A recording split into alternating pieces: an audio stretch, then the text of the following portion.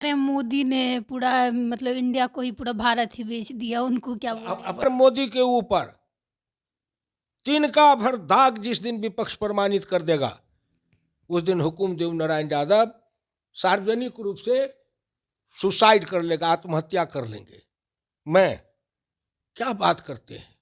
उनके विपक्षी तो ये कहते हैं कि उनको खुद वो करोड़ों का कपड़ा पहनते हैं, खुद पे इतना ज़्यादा वो करते हैं और देश को जो है वो बेच के ले जा रहे हैं कहाँ। मोदी करोड़ों का कपड़ा पहनते हैं तो कह दिया लोग कि मोदी का इतना लाख का ड्रेस है, तो कहा लोग करोड़ों का है तो मोदी नीलाम करके बेच के पैसा सरकार के खजाना में दे दिया। अभी 3 राज्य में चुनाव होने वाला है, मेघालय और नागालैंड और त्रिपुरा में, और तीनों जगह पे जो है वो बीजेपी रही है। क्या लग रहा है अभी जो चुनाव होगा उसमें बीजेपी की क्या इन तीनों राज्य में स्थिति रहेगी? कोई है सोई जो राम रुचि राखा, को कर तर्क बढ़ा वही शाखा। मिथिलांचल में कहावत है, धिया पुता केकरो घिरारी करे मंगरू, वोट देगा पब्लिक पब्लिक। और ठेकेदारी लोग कर रहा है। कोई नाच हो वासन स्कूल में बहुत बढ़िया, तो जितना लोग वो नाच देखने जाएगा सभी आदमी उस नाचने वाले के साथ हो जाएगा क्या? बटोरो, राष्ट्र की संपत्ति जितना बटोर सकते हो उसे बटोरो बटोरो। चौराहे पर बहस हो, गांव के चौपाल में बहस हो कि सुप्रीम कोर्ट के जज कैसे बहाल होंगे। सुप्रीम कोर्ट का जो हाई कोर्ट सुप्रीम कोर्ट का जज बनेगा, क्या उस जज बनने में जैसे संघ लोक सेवा आयोग से परीक्षा होती है, और उस संघ लोक सेवा आयोग में एक साइकिल वाला, एक टमाटर बेचने वाला, जूता बेचने वाला हर साल निकलता है, गरीब निर्धन पुजारी का बेटा किसी गरीब। तो कह रहे हैं मोदी ने पूरा मतलब इंडिया को ही पूरा भारत ही बेच दिया, उनको क्या बोलेंगे? अब अस्थिर देखो, बेच दिया तो कोर्ट है ना, कचहरी है ना, जनता है ना, जनता के सामने कागज लेकर के अखबार लिखता है ना, फागु मेघालय आर्लेस्कर बिहार के राज्यपाल लिखा ना, तो उसी तरह बतावे मोदी क्या क्या बेच दिया। अब बेचा तो मोदी के बेटा के, बेटी के, दामाद को, साला को, संबंधी को, समधी को, अपने कुटुंब को, रिश्तेदार को, भाई को, बंधु को, जात को, बेरादर को, और किसी अगर भाजपा के लीडर को मोदी मोदी ने उनको बनाया और कुछ दिया, तो रेकर्ड से प्रूफ करे, बोले नाम। कोई अगर मां का असली दूध पिया है तो मोदी के ऊपर में जो चार्ज लगाता है वो प्रमाणिकता के चार्ज लगावे, नंबर 1, नंबर 2, नंबर 3, नंबर 4, और उसको संसद में प्रूफ करे, और नहीं तो सर्वोच्च न्यायालय में प्रूफ करावे। और अगर मोदी के ऊपर तिनका भर दाग जिस दिन विपक्ष प्रमाणित कर देगा, उस दिन हुकुम देव नारायण यादव सार्वजनिक रूप से सुसाइड कर लेगा, आत्महत्या कर लेंगे। मैं क्या बात करते हैं।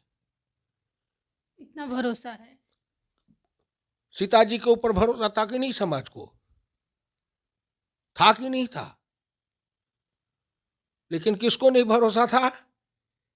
समझो नेहा, समाज ने भरोसा किया, गरीब ने भरोसा किया, बानर भालू ने भरोसा किया, निषाद ने किया, केवट ने किया, सब संपूर्ण समाज ने सीता माता को कहा पवित्र है, पवित्र है, पवित्र है।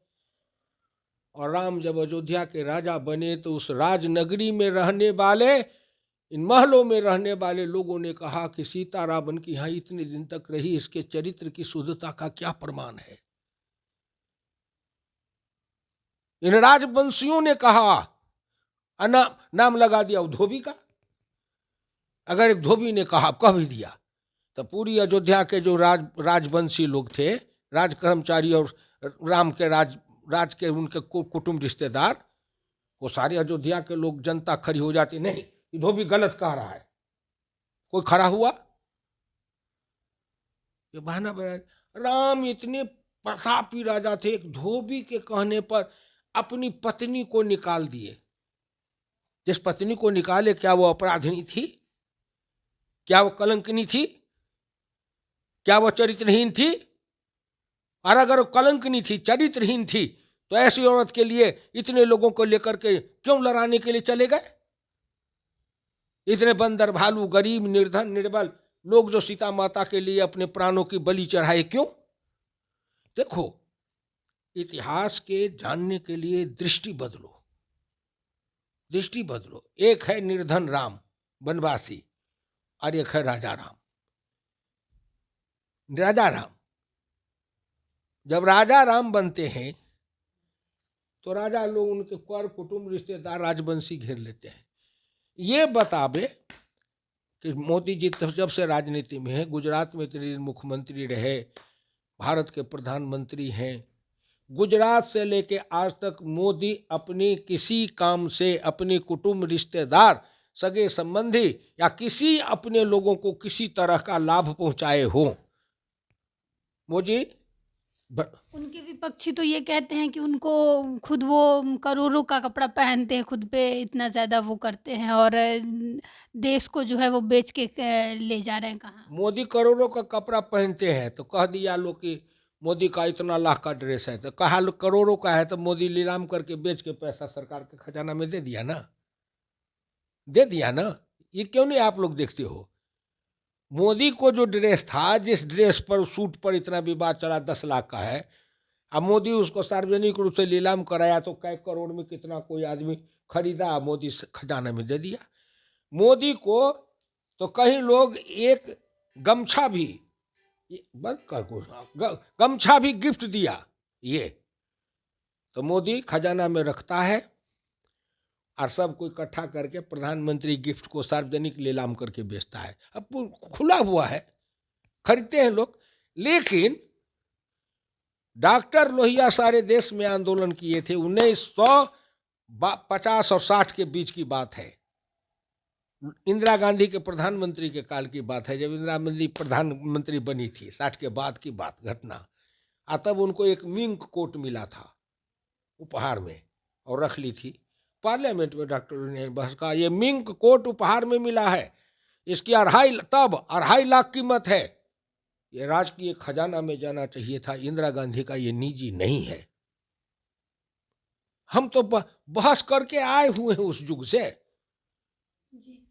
अभी 3 राज्य में चुनाव होने वाला है, मेघालय और नागालैंड और त्रिपुरा में, और तीनों जगह पे जो है वो बीजेपी रही है। क्या लग रहा है अभी जो चुनाव होगा उसमें बीजेपी की क्या इन तीनों राज्य में स्थिति रहेगी?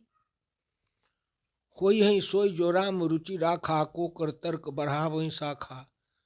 मिथिलांचल में कहावत है, धिया पुता केकरो घिरारी करे मंगरू, वोट देगा पब्लिक, पब्लिक और ठेकेदारी लोग कर रहा है।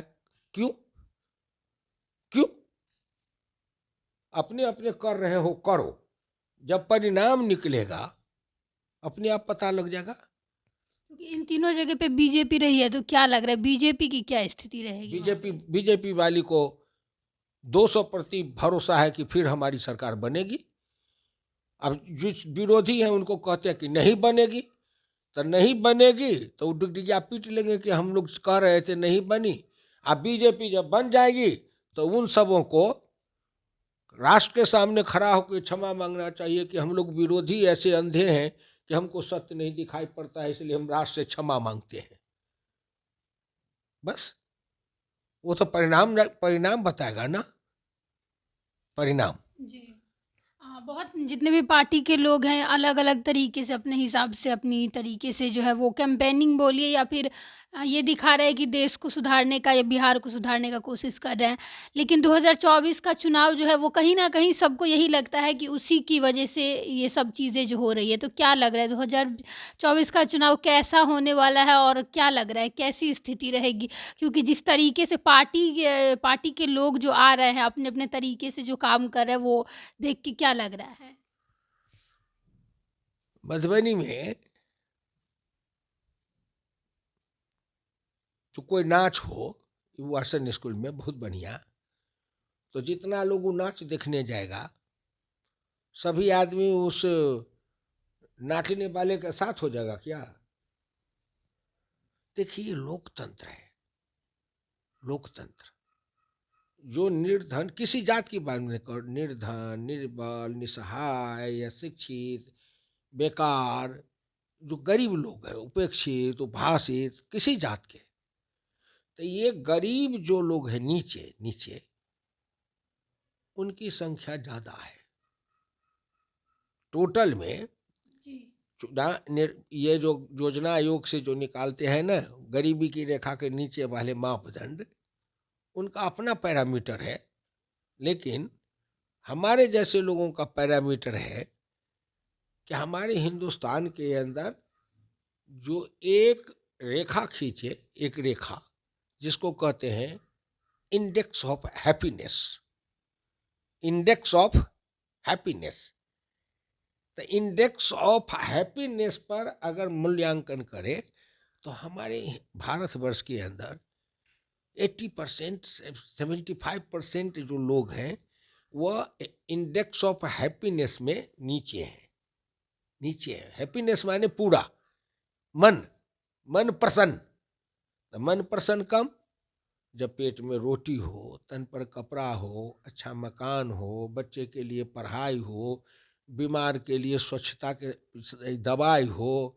ये सब, ये सब, सड़क पर चले तो बढ़िया से गाड़ी चले, जर्किंग नहीं हो, तो ये सब को जब जांचेंगे तो इस आधार पर आपके जैसे युवा वर्ग के लोग जो प्रोफेशनल नॉलेज वाले हैं वो सब मिल करके 2014 से पहले है इंडेक्स ऑफ हैप्पीनेस का कुछ पॉइंट बना दे, इंडेक्स ऑफ हैप्पीनेस ये पॉइंट, उसी पैरामीटर पर 2014 के पहले भारत का आर्थिक, सामाजिक, राजनीतिक, धार्मिक, सांस्कृतिक, आध्यात्मिक विश्लेषण करें, और 2014 के बाद उन्हीं बिंदुओं पर फिर विश्लेषण करें।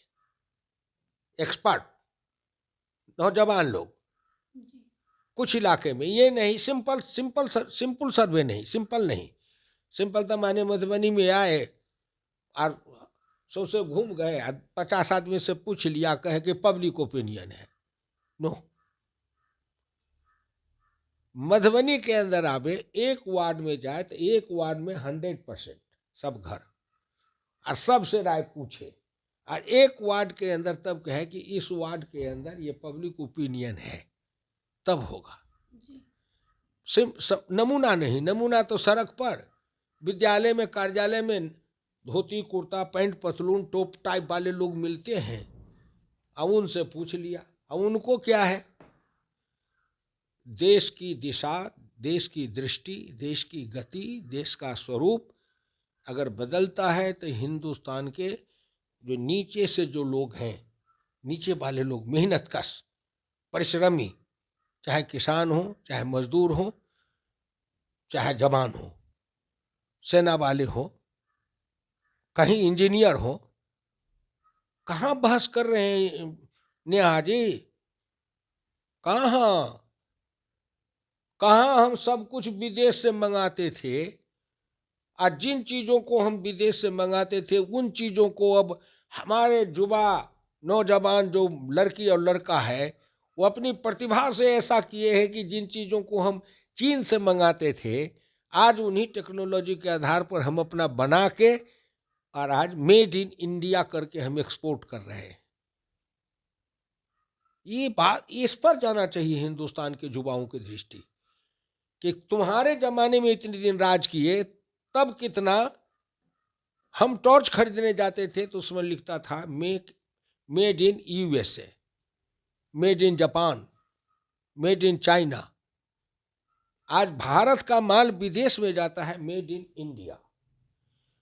भारत दुनिया के अंदर अफ्रीका, यूरोप के देशों, एशिया के देशों में जो गरीब राष्ट्र, छोटे शूद्र राष्ट्र, उसको डॉक्टर लोहिया कहते थे शूद्र राष्ट्र, जैसे हमारे यहाँ शूद्र को सबसे नीचा समझते थे, वैसे ही कहते थे कि राष्ट्र में भी ये हैं शूद्र राष्ट्र, आर्थिक दृष्टिकोण से कमजोर, रंग के दृष्टिकोण से कमजोर, तकनीकी में कमजोर, तो वो जो कमजोर थे उन कमजोर को शोषण करना। आज मोदी उन 122 देशों का सम्मेलन किए, वर्चुअल, क्या कहते हैं, विजुअल। और उस सम्मेलन के साथ सबसे सहमति बनाए कि हम सब आपस में कम साधन में, कम साधन में अपने ही अपनी अपने ही कम साधन से अपने विकास को ऐसी गति देंगे कि हम दुनिया के दूसरे देशों पर हमको निर्भर न रहना पड़े। ये है विश्व को आत्मनिर्भरता का संदेश देना।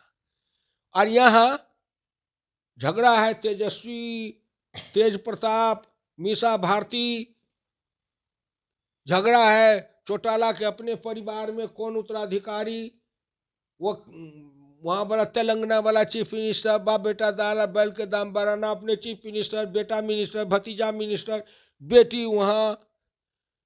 और अगर हिंदुस्तान के युवाओं को उन्हीं वही आदर्श है तो भगवान बचावे इस देश को। उनका आदर्श क्या होना चाहिए? उनका आदर्श क्या होना चाहिए?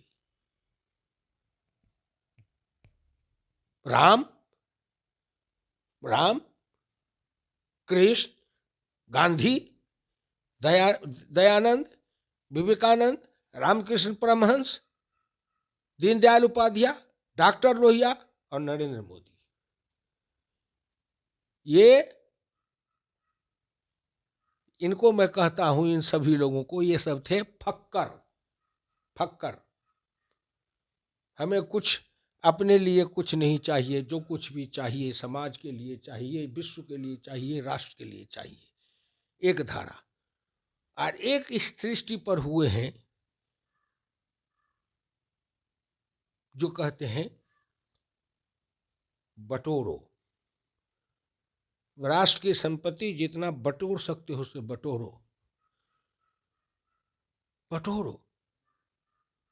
मैं अपनी वाणी विराम देके प्रार्थना करूंगा पढ़े लिखे लोगों से, विद्वानों से, हाई स्कूल के टीचर से, कॉलेज के टीचर से, वकालत खाना वाले के लोगों से, युवा लोगों से जो पढ़े हुए हैं, रिसर्च के काम में लगे हुए, थीसिस लिख रहे हैं, उनसे कि अभी सुप्रीम कोर्ट और सरकार के बीच में जो सैद्धांतिक बहस है उस बहस को देखे, उस एंगल के दृष्टिकोण को समझे और उस पर, जिसको कहते हैं जन जागरण, चौराहे पर बहस हो, गांव के चौपाल में बहस हो कि सुप्रीम कोर्ट के जज कैसे बहाल होंगे, सुप्रीम कोर्ट का जो हाई कोर्ट सुप्रीम कोर्ट का जज बनेगा, क्या उस जज बनने में जैसे संघ लोक सेवा आयोग से परीक्षा होती है और उस संघ लोक सेवा आयोग में एक साइकिल वाला, एक टमाटर बेचने वाला, जूता बेचने वाला हर साल निकलता है, गरीब निर्धन पुजारी का बेटा, किसी गरीब ब्राह्मण का बेटा, और वो संघ लोक सेवा आयोग में टॉप करता है, उसकी पूजा होती है। तो संघ लोक सेवा आयोग की परीक्षा में जिस तरह सभी समाज के वर्ग, निर्बल के बेटा भी निकले, उसको भी चीफ सेक्रेटरी और भारत सरकार के कैबिनेट सेक्रेटरी तक जाने का द्वार खुला हुआ है। क्या हाई कोर्ट और सुप्रीम कोर्ट के जज में उनके लिए कोई योग्यता है? एक तरफ संघ लोक सेवा आयोग जो भारत की प्रशासनिक सेवा है उसमें प्रतिभा की परीक्षा होती है, और क्या हाई कोर्ट और सुप्रीम कोर्ट में जज की नियुक्ति करने के लिए 4 आदमी मिलकर नॉमिनेशन करें, नॉमिनेट? क्या संविधान हमारा नॉमिनेशन की इजाजत देता है? नो। हमारा संविधान कहता है इलेक्शन, सरकार बनेगी चुनाव से, बहुमत से, और जो प्रशासनिक तंत्र है उसको चलाएगी विधायिका, विधायिका प्रशासनिक तंत्र को। बहस करे कि शून्य हाई कोर्ट में, सुप्रीम कोर्ट में आज तक जो जज बने, उन जजों के पूर्वज भी, उनके बाप दादा कोई उसमें जज थे या नहीं थे? आज एक ने दूसरे को बनाया, उसने उसको बनाया, उसने उसको बनाया। ये खेल कब तक चलेगा हिंदुस्तान में? बाप बेटा दलाल बैल का दाम बढ़ाया ना, और हिंदुस्तान के लोग मौन है, विरोधी पार्टी वाले। ये मोदी या सुप्रीम कोर्ट के बीच झगड़ा है।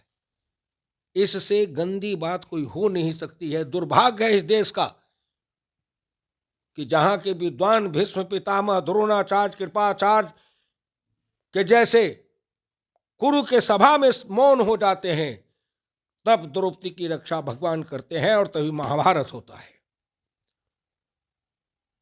ये सभी आज जितने हैं कहीं ना कहीं वेस्टेड इंटरेस्ट के कारण विद्वान लोग मौन हैं। तो तुम मौन रहोगे तो रहो, लेकिन कोई ना कोई कृष्ण पैदा लेगा जो महाभारत करेगा इस देश में, महाभारत करेगा। मौन तोड़ो, बहस करो। धन्यवाद समय देने के लिए। अब धन्यवाद धन्यवाद धन्यवाद। चला। तो ये हुकुमदेव नारायण जी थे जो कि पूर्व में मंत्री रहे हैं और इनसे हमारी बात हुई है, और जो कुछ 2-3 बातें थी, जो कुछ 2-3 मुद्दा था उन पे हमारी बात हुई है, जो राजनीतिक मुद्दा थे उस पे। और आप लोगों ने सुना कि क्या कुछ इन्होंने कहा है, और आगे जो कुछ राजनीतिक मुद्दे हैं उस पे भी उन्होंने कहा है, और देश में क्या कुछ चल रहा है उसके बारे में भी उन्होंने क्या कुछ कहा, आप लोगों ने सुना। फिलहाल के लिए इतना ही, मिलेंगे किसी और नए वीडियो में, तब तक के लिए आप देखते रहिए फ्रंटलाइन 24। धन्यवाद।